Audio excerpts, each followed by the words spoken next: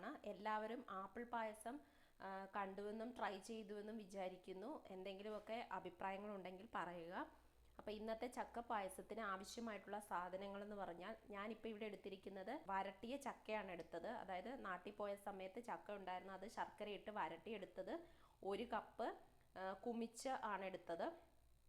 ഇനി നിങ്ങളുടെ കയ്യിൽ വരട്ടിയ ചക്കര അല്ലെങ്കിൽ ഫ്രഷ് ചക്ക ഉണ്ടെങ്കിൽ അത് ഉപയോഗിച്ച് നമുക്ക് ചെയ്യാം. അപ്പോൾ ഇപ്പം ഞാൻ ഇന്നിവിടെ കാണിക്കുന്നത് വരട്ടിയ ചക്ക ഉപയോഗിച്ചുള്ള എളുപ്പത്തിൽ എങ്ങനെ ചെയ്യാം എന്നുള്ളതാണ്. അങ്ങനെ 1 കപ്പ് വരട്ടിയ ചക്ക, 2ാം പാല് 2 കപ്പ്, 1ാം പാല് 1 കപ്പ്, പിന്നെ നമ്മുടെ ടേസ്റ്റിനനുസരിച്ച് ഉണക്കമുന്തിരി, കശുവണ്ടിപ്പരിപ്പ്, പിന്നെ ഒരല്പം ഏലക്കാപ്പൊടി, പിന്നെ നമ്മുടെ നെയ്യ്. അപ്പോൾ ഇനി നമുക്കിത് എങ്ങനെയാണ് ഉണ്ടാക്കുന്നതെന്ന് നോക്കാം. അപ്പം ഞാനിപ്പോൾ ഇവിടെ അടികട്ടിയുള്ള ഒരു പാത്രം വെച്ചിട്ടുണ്ട്. എന്നിട്ട് ഞാൻ ഗ്യാസ് ഓണാക്കുകയാണ്. അതിനുശേഷം നമുക്ക് 1 ടേബിൾ സ്പൂൺ നെയ്യ് ഒഴിക്കാം.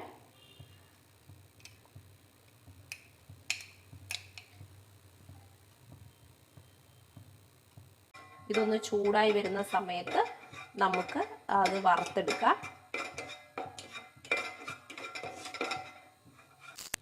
നമുക്ക് ആദ്യം എടുത്തു വെച്ചിരിക്കുന്ന അണ്ടിപ്പരിപ്പ് ഇതിലേക്ക് ചേർത്ത് കൊടുക്കാം.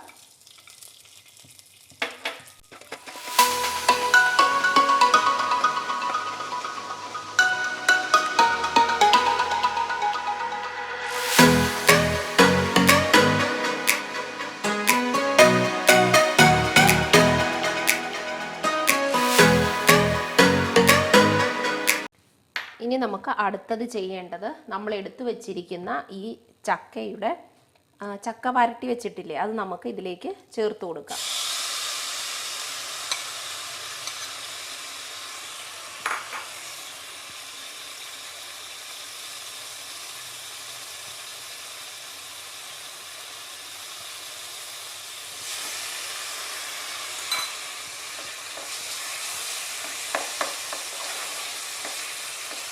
ലോ ഫ്ലെയിമിൽ വെക്കുക. തീ കൂടി പോവരുത്, കൂട്ടി വെക്കരുത്. എപ്പോഴും ലോ ഫ്ലെയിമിലേ വെക്കുകയുള്ളൂ.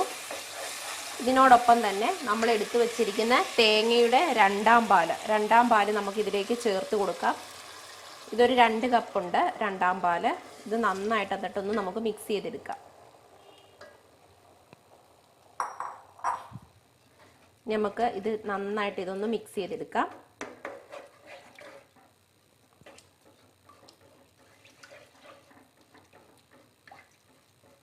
ഇനി വരട്ടിയ ചക്ക ഇല്ലെങ്കിൽ ഫ്രഷ് ചക്ക നിങ്ങളുടെ കയ്യിലുണ്ടെങ്കിൽ നിങ്ങൾക്ക് അതുകൊണ്ടും ചെയ്യാം.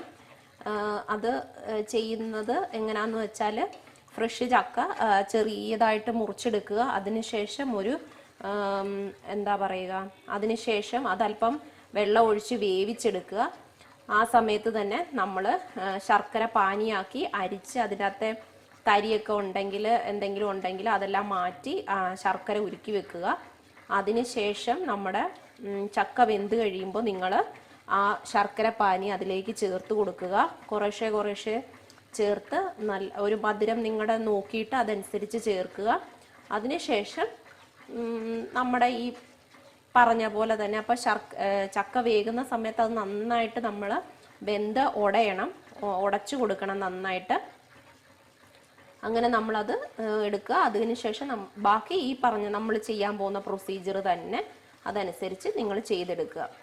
അപ്പോൾ ഇതിപ്പോൾ എൻ്റെ കയ്യിൽ വരട്ടിയ ചക്ക ഉണ്ടായിരുന്നത് കൊണ്ട് ഞാനിപ്പം ഇങ്ങനെ എളുപ്പത്തിൽ കാണിക്കുക. അപ്പോൾ എല്ലാവരുടെയും കയ്യിൽ കാണും. ഇപ്പോൾ ചക്കയുടെ സീസണൊക്കെ കഴിഞ്ഞതുകൊണ്ട് എല്ലാവരുടെയും കയ്യിൽ ഇതിങ്ങനെ ചക്ക വരട്ടിയതായിട്ടൊക്കെ കാണുമെന്നാണ് എൻ്റെ ഒരു വിശ്വാസം.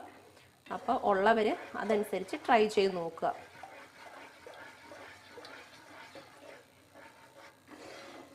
ഈ തേങ്ങാപ്പാലിന് പകരം നിങ്ങൾക്ക് നമ്മുടെ സാധാരണ പശുവിൻ്റെ പാലാണേലും ഉപയോഗിക്കാം.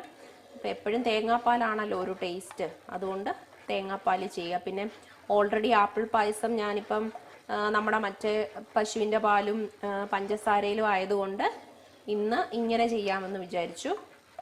അപ്പം നിങ്ങൾക്കിത് പശുവിൻ്റെ പാലിലും ചെയ്യാം.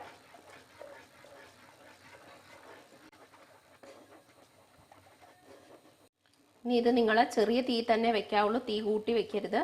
ഇതൊന്ന് നന്നായിട്ട് ചൂടായി ഒന്ന് കുറുകി വരുന്ന സമയത്ത് നമുക്ക് ഒന്നാം പാലും ചേർത്ത് കൊടുക്കാം. ഒന്നാം പാൽ ചേർത്ത് കഴിഞ്ഞാൽ പിന്നെ എപ്പോഴും എല്ലാ റെസിപ്പിയിലും പറയുന്ന പോലെ തന്നെ ഒന്നാം പാൽ ചേർത്ത് കഴിഞ്ഞ് പിന്നെ ഒരിക്കലും ഇത് തിളയ്ക്കാൻ പാടില്ല. അത് പ്രത്യേകം ശ്രദ്ധിക്കുക.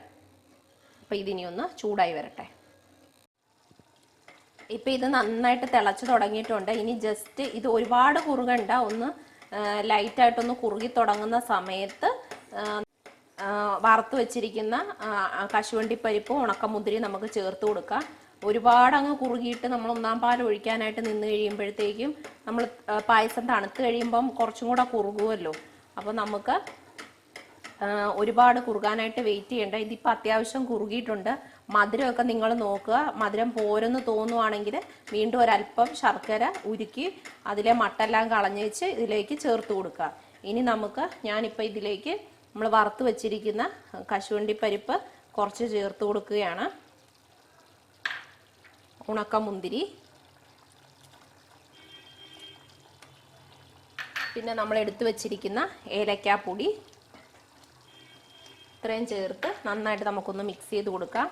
ടേസ്റ്റ് ചെയ്യുക. നിങ്ങൾക്ക് ആവശ്യമെങ്കിൽ എല്ലാം ഒന്ന് ബാലൻസ് ചെയ്തിട്ട് ഒരു നുള്ള് ഉപ്പും കൂടെ ചേർക്കുക. ഒരുപാട് ചേർക്കല്ല, വളരെ കുറച്ച്, ഒരു നുള്ള്. എല്ലാം ഒന്ന് ബാലൻസ് ചെയ്യാനായിട്ട് ഒരു നുള്ള് ഉപ്പ് മാത്രം ചേർത്ത് എന്നിട്ട് ഇത് നമുക്ക് നന്നായിട്ടൊന്ന് മിക്സ് ചെയ്ത് കൊടുക്കാം.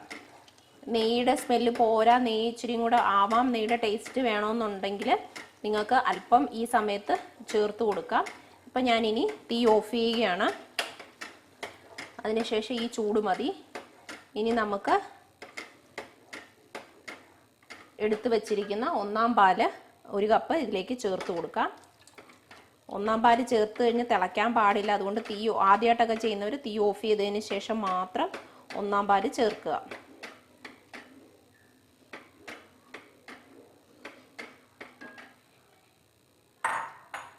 അങ്ങനെ നമ്മുടെ വളരെ എളുപ്പത്തിൽ തയ്യാറാക്കാവുന്ന ചക്ക പായസം റെഡി ആയിട്ടുണ്ട്.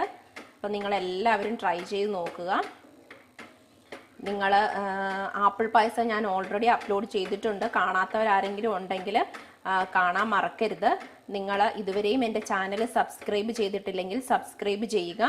ഇഷ്ടപ്പെട്ടെങ്കിൽ ഷെയർ ചെയ്യാനും ലൈക്ക് ചെയ്യാനും നിങ്ങൾ മറക്കരുത്. അപ്പോൾ നമുക്ക് വീണ്ടും അടുത്ത ഒരു റെസിപ്പിയിലൂടെ നമുക്ക് വീണ്ടും കാണാം. നന്ദി.